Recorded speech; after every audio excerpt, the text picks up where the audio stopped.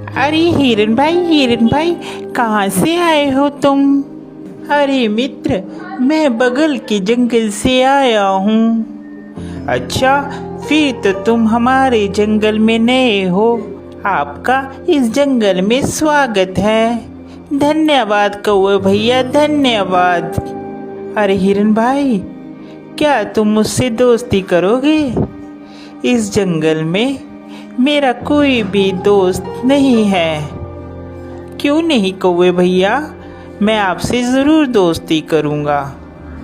कौवे और हिरन की दोस्ती हो जाती है।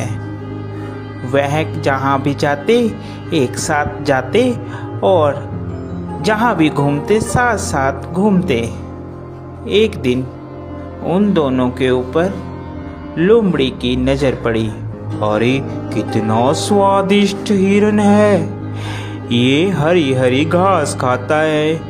मेरा तो दिल करता है कि मैं इसका शिकार करूं और इसको खा जाऊं। फिर एक दिन कौवा और हिरन आपस में बात कर रहे थे। मन ही मन ललचा रहा था कि कैसे मैं हिरन का शिकार करूं। एक दिन कौवा किसी काम से कहीं गया हुआ था और उस दिन हिरन अकेला था। मौका देखते ही लोमड़ी कौवे के पास गई। अरे नमस्कार हिरन भाई, कैसे हैं आप? मैं तो ठीक हूँ, तुम बताओ तुम कैसी हो? मैं अच्छी हूँ। मैं आपके जंगल में ही एक गुफा के पास रहती हूँ। क्या आप मेरे साथ दोस्ती करेंगे? अरे नहीं नहीं लोमड़ी, मैं किसी भी अनजान जानवर से दोस्ती नहीं करता। जिसके बारे में मैं जानता हूँ सिर्फ मैं उसी से दोस्ती करता हूँ। देखिए ना, इस जंगल में मेरा कोई भी नहीं है और मैं अकेली रहती हूँ। कोई भी इस जंगल में मेरा दुख सुख नहीं पूछता, कोई भी मुझे नहीं बुलाता। अब देखिए ना, आप ही इस जंगल में नए आए हो और आपको मैंने प्रस्ताव दिया दोस्ती का, आपने भी मेरा कहना नहीं माना। लोमड़ी की मीठी मीठी बात सुनकर हिरन का दिल पसीज जाता है और वह लोमड़ी से दोस्ती के लिए राजी हो जाता है। फिर लोमड़ी और हिरन दोनों दोस्त हो जाते हैं। वह साथ साथ घूमते हैं।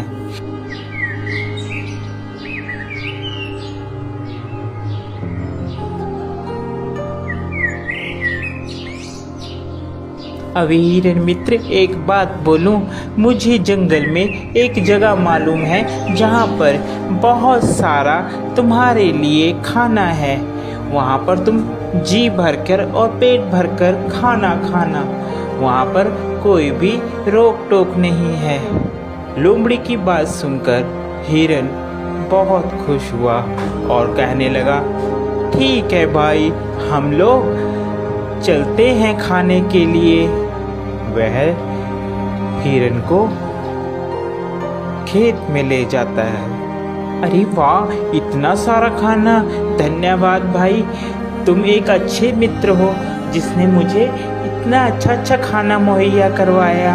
आज के बाद तुम मेरे सच्चे मित्र हो। वह खाना खाकर वापिस आते हैं। पीछे जिस किसान का वह खेत होता है, वह किसान वहाँ पर आ जाता है। अरे किस जानवर ने खाया, उसकी खैर नहीं। दूसरे दिन फिर हिरन और लोमड़ी प्लान बनाते हैं और वहीं पर फिर खाने के लिए जाते हैं। अरे इस हिरन को क्या पता, मैं इसे यहाँ पर इसलिए लाती हूँ कि ये खा खा कर मोटी हो जाए, फिर इसके बाद तो इसको मैंने ही खाना है। फिर किसान खेत में आता है और वह जाल लगाकर चले जाता है। प्लान के मुताबिक जब हिरन और लोमड़ी खेत में आते हैं तो हिरन उसमें फंस जाता है, जिसके बाद वह चिल्लाने लगता है, बच्चा